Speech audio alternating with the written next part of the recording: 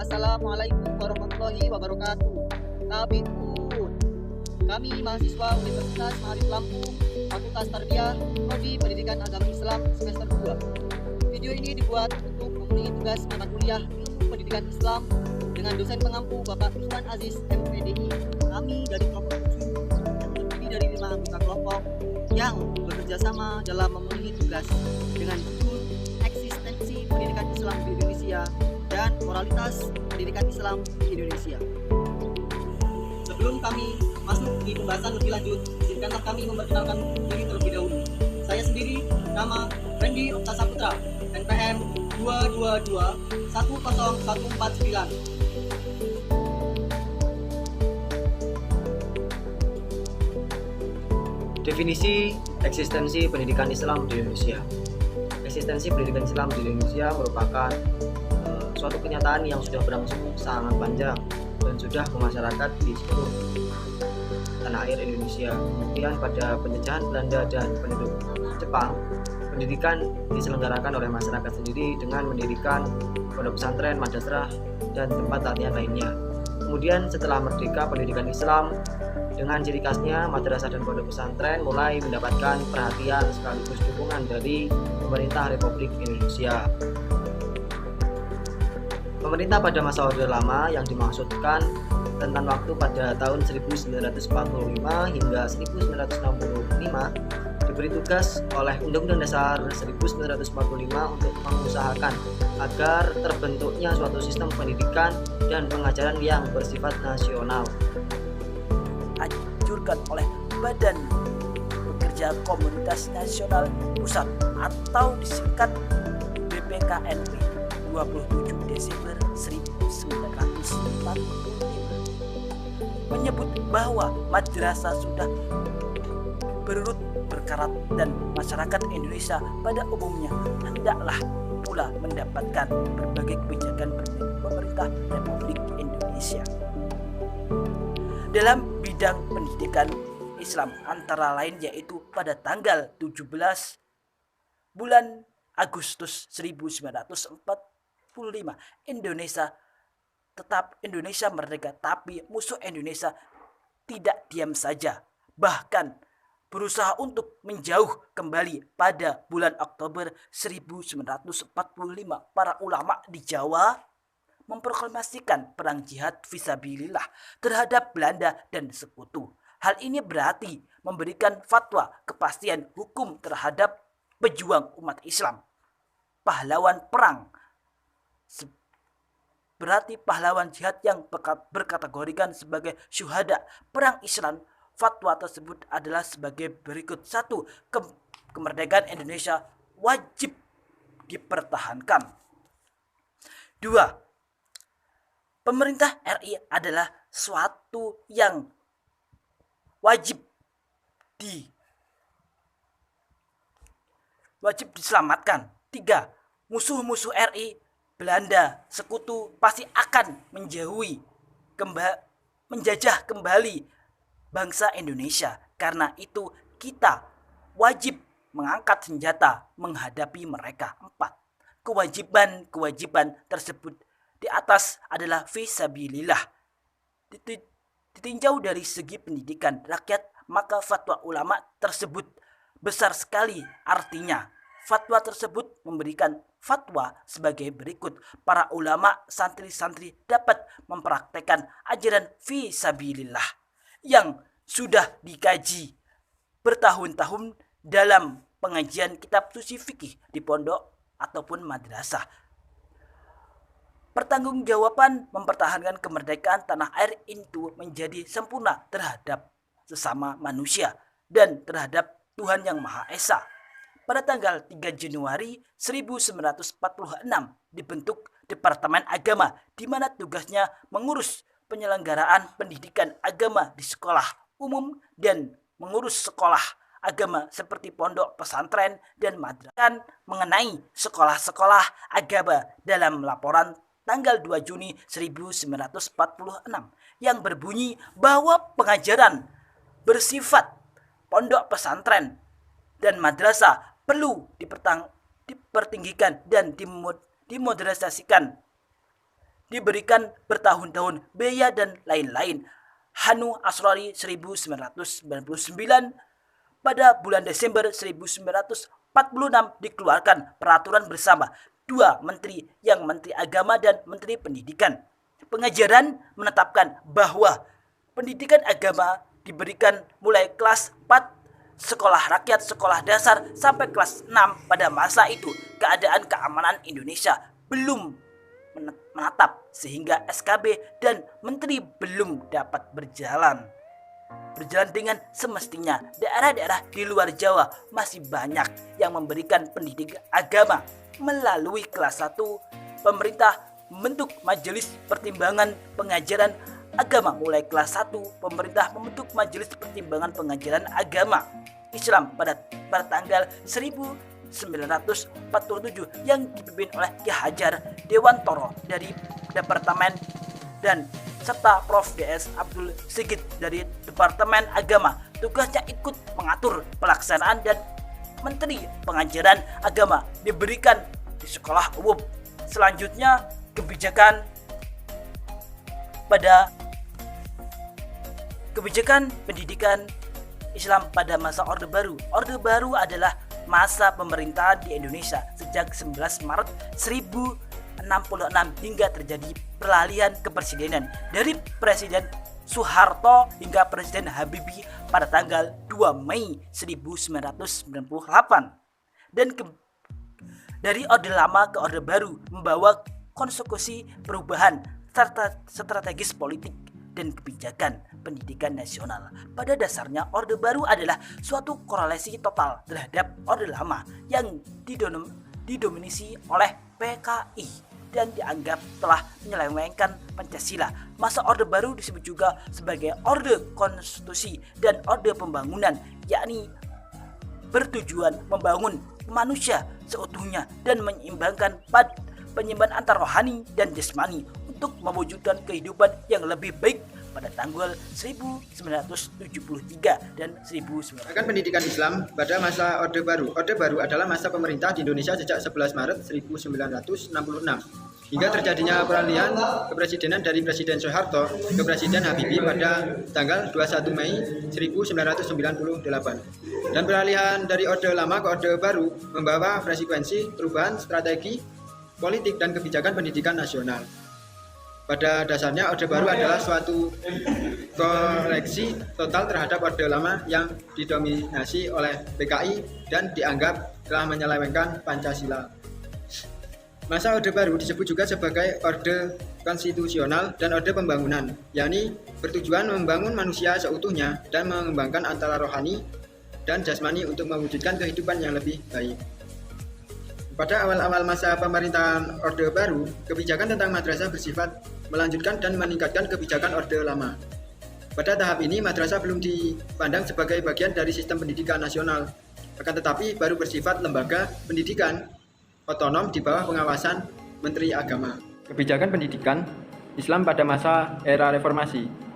Pemerintah Orde Soeharto menegaskan kembali tujuan dan cita-cita pendidikan nasional dengan dikeluarkannya TAP MPR nomor 11 MPR 1988 dan Undang-Undang Sistem Pendidikan Nasional nomor 2 tahun 1989. Inilah Undang-Undang Pendidikan yang pertama di zaman Orde Soeharto. Selanjutnya, ketetapan ini menjadi landasan dikeluarkannya Undang-Undang Pendidikan nomor 21 tahun 1989. Undang-Undang nomor 2 atau pada tahun 1989 tentang sistem pendidikan nasional ini diundangkan dan berlaku sejak 27 Maret 1989. Undang-undang ini diantara lain menetapkan yang pertama, pendidikan nasional berdasarkan Pancasila dan Undang-Undang Dasar 1945 pasal 2. Dan yang kedua, pendidikan nasional bertujuan mencerdaskan kehidupan bangsa dan mengembangkan manusia Indonesia seutuhnya, yaitu manusia yang beriman dan bertakwa terhadap Tuhan Yang Maha Esa dan berbudi pekerti yang luhur, memiliki pengetahuan yang terampil, kesejahteraan jasmani dan rohani, kepribadian yang mantap dan mandiri, serta rasa tanggung jawab. Dan hal ini terlihat dengan mengeluarkan langkah-langkah yang ditempuh pemerintah dengan langkah yang ditempuh mengeluarkan suatu kebijakan berupa Keputusan Presiden Nomor 34 tanggal 18 April tahun 1972 tentang tanggung jawab fungsional pendidikan dan latihan. Isi keputusan ini mencakup 3 hal. Yang pertama, Menteri Pendidikan dan Kebudayaan bertugas dan bertanggung jawab atas pembinaan pendidikan umum dan kebijakan. Yang kedua, Menteri Tenaga Kerja itu bertugas dan bertanggung jawab atas pembinaan dan latihan keahlian dan kejuruan tenaga kerja akan pegawai negeri. Yang ketiga, yaitu Ketua Lembaga Administrasi Negara bertugas dan bertanggung jawab atas pembinaan pendidikan dan latihan khusus untuk pegawai negeri. Sesungguhnya beberapa hal yang terjadi agar penyebab munculnya krisis akhlak adalah: yang pertama, krisis akhlak itu terjadi akibat longgarnya pegangan terhadap agama yang menyebabkan hilangnya pengontrolan diri dari dalam, self control. Yang kedua, krisis akhlak terjadi akibat pembinaan moral yang dilakukan oleh orang tua, sekolah, dan masyarakat yang sudah kurang efektif. Dan yang ketiga, krisis akhlak terjadi akibat derasnya arus budaya materialistik Indonesia dan akularistik. Yang keempat, krisis akhlak itu terjadi akibat belum adanya kemauan yang sungguh-sungguh dari pemerintah, kekuasaan, teknologi, sumber daya manusia. Oleh karena itu, dalam konteks pendidikan Islam, pendidikan akhlak dalam pembangunan kualitas akhlak, terutama pada para anak-anak yang merupakan generasi penerus, harus dilaksanakan. Pelaksanaan pendidikan akhlak atau moral tersebut dapat dilakukan dengan cara-cara pengontrolan dari orang tua maupun dari pihak sekolah dan lingkungan sekitarnya. Reaksi umat Islam terhadap kebijakan pemerintah pada masa Orde Lama. Pada tanggal 3 Januari 1946 dibentuk Departemen Agama, di mana tugasnya mengurusi penyelenggaraan pendidikan agama di sekolah umum dan mengurus sekolah agama seperti pondok pesantren dan madrasah. Pada tanggal 2 Juni 1946 yang berbunyi bahwa pengajaran yang bersifat pondok, pesantren, dan madrasah perlu dipertinggi dan dimodernisasikan, serta diberikan bantuan biaya dan lain-lain. Hal ini mendapat reaksi yang baik dari masyarakat, di mana pemerintah memberi bantuan kepada pondok pesantren dan madrasah agar pengajarannya lebih dipertinggi dan dimodernisasi sesuai dengan zaman yang diberikan, bantuan biaya serta sarana prasarana. Kemudian pada bulan Desember 1946 dikeluarkan peraturan bersama 2 menteri, yaitu Menteri Agama dan Menteri Pendidikan dan Pengajaran, yang menetapkan bahwa pendidikan agama diberikan mulai kelas 4 sekolah dasar sampai dengan kelas 6. Pada tahun 1950, di mana kedaulatan Indonesia telah pilih untuk seluruh Indonesia, maka rencana pendidikan agama untuk seluruh wilayah Indonesia makin disempurnakan dengan dibentuknya panitia bersama yang dipimpin Profesor Mahmud Yunus dari Departemen Agama, Mr. Hadi dari Departemen P dan K. Hasil dari SKB mendapat reaksi dari rakyat, di mana hasil yang tertera di atas tersebut terdapat beberapa hal yang membedakan antara daerah yang kuat agamanya dengan daerah yang lemah agamanya, di mana pendidikan agama diberikan untuk kelas 4 bagi daerah yang lemah agamanya, sedangkan daerah yang kuat agamanya akan diberikan pendidikan agama sejak kelas 1. Dalam sidang pleno MPRS pada bulan Desember 1960 diputuskan sebagai berikut: melaksanakan manipol usdek di bidang mental atau agama kebudayaan dengan syarat spiritual dan material agar setiap warga negara dapat mengembangkan kepribadiannya dan kebangsaan Indonesia serta menolak pengaruh-pengaruh buruk kebudayaan asing. Pada tahun 1966, MPRS bersidang lagi. Dalam keputusannya, bidang pendidikan agama telah mengalami kemajuannya dengan menghilangkan kalimat terakhir dari keputusan yang terdahulu. Dengan demikian, maka sejak tahun 1966, agama menjadi hak wajib dari sekolah dasar sampai perguruan tinggi umum negeri di seluruh Indonesia. Selanjutnya, reaksi umat Islam terhadap kebijakan pemerintah pada masa Orde Baru. Orde Baru memberikan corak baru bagi kebijakan pendidikan agama Islam karena beralihnya pengaruh komunisme ke arah pemurnian Pancasila melalui perencanaan pembangunan Indonesia. Terjadilah pergeseran kebijakan dari murid berhak tidak ikut serta dalam pelajaran agama apabila mereka menyatakan keberatannya. Menjadi semua murid wajib mengikuti pendidikan agama mulai dari sekolah dasar hingga perguruan tinggi. Hasil dari kebijakan pemerintah tentang pengajaran agama yang diberikan ke semua murid merupakan kewajiban mendapat reaksi yang positif bagi rakyat, di mana di sisi pemerintah tidak membedakan siapapun dalam pengajaran pendidikan agama. Dan menjadikan semakin meningkatnya dan meluasnya pembangunan, maka kehidupan keagamaan dan kepercayaan kepada Tuhan Yang Maha Esa harus semakin diamalkan baik dalam kehidupan pribadi maupun kehidupan sosial kemasyarakatan.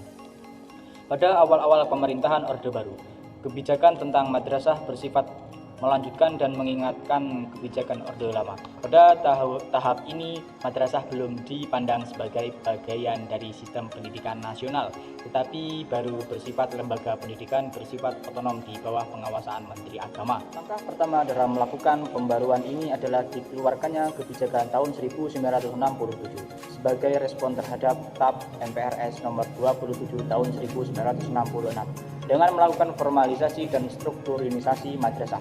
Dalam dekade 1970-an, madrasah terus dikembangkan untuk memperkuat keberadaannya. Namun di awal-awal tahun 1970-an, justru kebijakan pemerintah terkesan berupaya untuk mengisolasi madrasah dari bagian sistem pendidikan nasional. Kebijakan di atas menimbulkan reaksi masyarakat di mana pemerintahan seakan-akan mengisolasi madrasah dari bagian sistem pendidikan nasional. Padahal madrasah merupakan suatu lembaga untuk pendidikan agama bagi masyarakat. Alam keagamaan dikelola oleh Departemen Agama, sedangkan madrasah dalam TAP MPRS nomor 2 tahun 1960 adalah lembaga pendidikan otonom di bawah pengawasan Menteri Agama. Dari reaksi umat Islam terhadap kebijaksanaan pemerintah pada masa era reformasi. Ketentuan tentang hak setiap siswa untuk memperoleh pendidikan agama sesuai dengan agama yang dianutnya. Namun, SD, SLTP, SMU, SMK, dan PLB yang berciri khas berdasarkan agama tertentu tidak mewajibkan menyelenggarakan pendidikan agama lain dari agama yang menjadi ciri khasnya. Itulah poin yang menjadikan polemik timbulnya kritik dari sejumlah kalangan, di mana para siswa dikhawatirkan akan pindah agama berdasarkan agama, yayasan atau sekolah karena mengalami pendidikan agama yang tidak sesuai dengan agama yang dianutnya. Kritik itu semakin kencang dengan keluarnya peraturan pemerintah nomor 29/1990 yang secara eksplisit menyatakan bahwa sekolah-sekolah menengah dengan warna agama tertentu tidak diharuskan memberikan pelajaran agama yang berbeda dengan agama yang dianutnya. Simpulan 1. Kebijakan pemerintah pada masa Orde Lama, yaitu pada bulan Desember tahun 1946 dikeluarkan peraturan bersama dua menteri, yaitu Menteri Agama dan Menteri Pendidikan dan Pengajaran yang menetapkan bahwa pendidikan agama diberikan mulai dari kelas 5 SD sampai dengan kelas 6. Yang kedua, kebijakan pemerintah Orde Baru mengenai pendidikan Islam dalam konteks madrasah di Indonesia bersifat positif dan konstruktif, khususnya dalam 2 dekade terakhir 1980 sampai dengan 1990-an. Yang ketiga, kebijakan pemerintah pada era reformasi, yaitu tentang pendidikan yang pengajaran agama, terdapat perbedaan yang sangat mendasar antara UUP nomor 4 tahun 1950 dan UU nomor 12/1945 dengan UU nomor 2/1989 tentang sistem pendidikan nasional.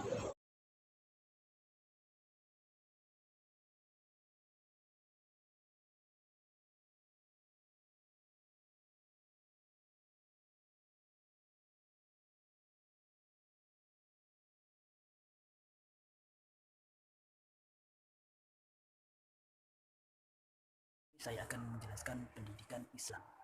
Dapat didefinisikan dalam kajian dan pemikiran tentang pendidikan.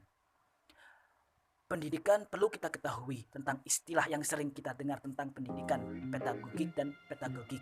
Apa sih pedagogik dan apa sih pedagogik? Pedagogik adalah pendidikan, pedagogik adalah ilmu pendidikan. Pedagogik atau ilmu pendidikan adalah sesuatu yang membahas tentang gejala-gejala ataupun meneliti gejala-gejala alam. Secara sederhana dapat diartikan usaha manusia untuk menggali potensi-potensi yang ada dalam jasmani dan rohaninya melalui nilai-nilai yang ada dalam masyarakat. Tanpa pendidikan, suatu kelompok tidak akan maju.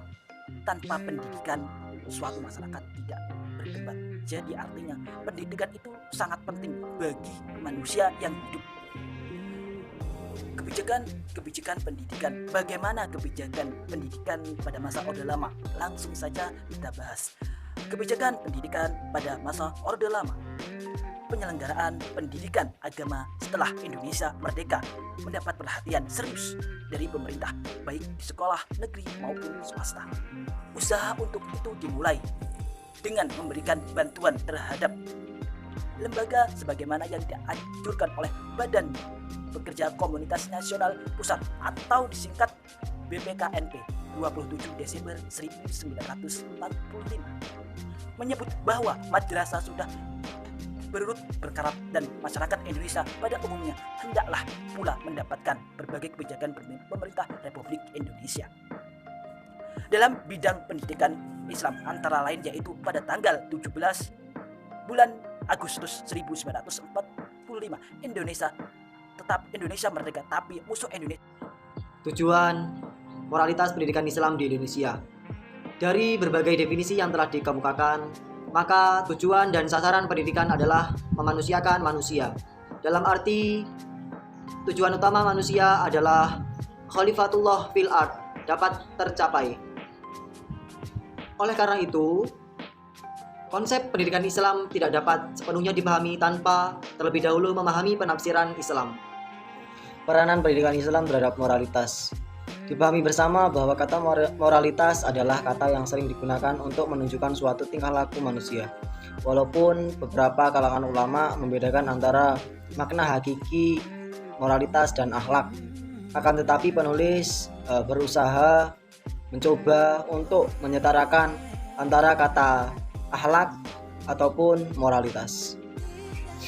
Sesungguhnya beberapa hal yang terjadi agar penyebab munculnya krisis akhlak adalah: yang pertama, krisis akhlak itu terjadi akibat longgarnya pegangan terhadap agama yang menyebabkan hilangnya pengontrolan diri dari dalam, self control. Yang kedua, krisis akhlak terjadi akibat pembinaan moral yang dilakukan oleh orang tua, sekolah, dan masyarakat yang sudah kurang efektif. Dan yang ketiga, krisis akhlak terjadi akibat derasnya arus budaya materialistik Indonesia dan akularistik. Yang keempat, krisis akhlak itu terjadi akibat belum adanya kemauan yang sungguh-sungguh dari pemerintah, kekuasaan, teknologi, sumber daya manusia. Oleh karena itu, dalam konteks pendidikan Islam, pendidikan akhlak dalam pembangunan kualitas akhlak, terutama pada para anak-anak yang merupakan generasi penerus, harus dilaksanakan. Pelaksanaan pendidikan akhlak atau moral tersebut dapat dilakukan dengan cara-cara pengontrolan dari orang tua maupun dari pihak sekolah dan lingkungan sekitarnya. Pertama, pendidikan akhlak dapat dilakukan dengan menetapkan pelaksanaan pendidikan agama, baik di rumah, sekolah, maupun di masyarakat. Hal demikian diyakini dapat memperbaiki kualitas moral karena inti atau dasar ajaran agama Islam adalah akhlak yang mulia, yang bertumpu pada keimanan kepada Allah Subhanahu wa Ta'ala dan keadilan sosial. Jika kita mengambil ajaran agama, maka akhlak adalah merupakan suatu yang sangat penting. Bahkan yang terpenting, di mana kejujuran, kebenaran, keadilan, dan pengabdian adalah di antara sifat-sifat yang terpenting dalam agama. Sejalan dengan hal tersebut, Fawzun Rahman dalam karya Islam mengatakan bahwa agama adalah moral yang bertumpu pada kepercayaan kepada Tuhan, hablum minallah, dan hubungan dengan manusia, hablum minannas. Kedua, dengan mengintegrasikan antara pendidikan dan pengajar. Sedangkan pendidikan tertuju kepada upaya membantu kepribadian, sikap, dan pola hidup yang berdasarkan nilai-nilai yang luhur. Pada setiap pengajar sesungguhnya terdapat pendidikan pengajar bahasa, misalnya mendidik manusia untuk berbicara yang lurus. Sedangkan pengajar logika mendidik manusia untuk berpikir yang lurus. Sementara pengajar matematika mendidik manusia agar berpikir sistematik dan logis, bersikap objektif, jujur, ulet, dan tekun. Ketiga, sejalan dengan butir kedua di atas, pendidikan akhlak bukan hanya menjadi tanggung jawab guru agama saja, melainkan juga tanggung jawab seluruh guru bidang studi. Guru fisika, biologi, sejarah, dan seterusnya dapat ikut serta untuk membina akhlak para siswa melalui nilai-nilai pendidikan yang terdapat pada seluruh bidang studi yang diajarkannya. Keempat, pendidikan akhlak harus didukung oleh kerja sama yang kompak dan usaha yang sungguh-sungguh dari orang tua, sekolah, dan masyarakat. Orang tua di rumah harus meningkatkan perhatiannya terhadap anak-anaknya dengan meluangkan waktu untuk memberikan bimbingan, keteladaan, dan pembiasaan yang baik. Orang tua juga harus berupaya menciptakan rumah tangga yang harmonis, tenang, dan tentram, sehingga si anak akan merasa tentram jiwanya dan dengan mudah dapat diarahkan kepada hal-hal yang positif. Selanjutnya, sekolah baru merupakan menciptakan lingkungan yang Selanjutnya, sekolah harus berupaya menciptakan lingkungan yang bernuansa religius seperti pembinaan, melaksanakan sholat berjamaah, menegakkan disiplin, memelihara kebersihan, ketertiban, kejujuran, tolong-menolong, dan sebagainya. Sehingga nilai-nilai agama menjadi kebiasaan, tradisi, dan budaya seluruh siswa. Sikap dan perilaku guru yang kurang terpuji atau menyimpang dari norma-norma akhlak hendaknya tidak segan-segan untuk ditindaki. Sementara itu, masyarakat juga harus berupaya menciptakan lingkungan yang kondusif bagi pembentukan akhlak, seperti menciptakan lingkungan yang tertib, bebas dari peredaran obat-obat terlarang, perkumpulan perjudian, dan sebagainya. 4. Pendidikan akhlak harus didukung oleh kerjasama yang kompak dan usaha yang sungguh-sungguh dari orang tua, sekolah, dan masyarakat. Orang tua di rumah harus meningkatkan perhatiannya terhadap anak dengan melenggangkan waktu untuk memberikan bimbingan, keteladanan, dan kebiasaan yang baik. Yang kelima, pendidikan akhlak harus menggunakan seluruh kesempatan berbagai sarana termasuk teknologi modern. Kesempatan berkreasi, pameran, kunjungan berkemah, dan sebagainya harus dilihat sebagai peluang untuk membina akhlak. Demikian pula dengan berbagai sarana peribadatan seperti masjid, musola, dan lembaga pendidikan, surat kabar, majalah, radio, televisi, internet, dan sebagainya dapat digunakan untuk membentuk akhlakul karimah.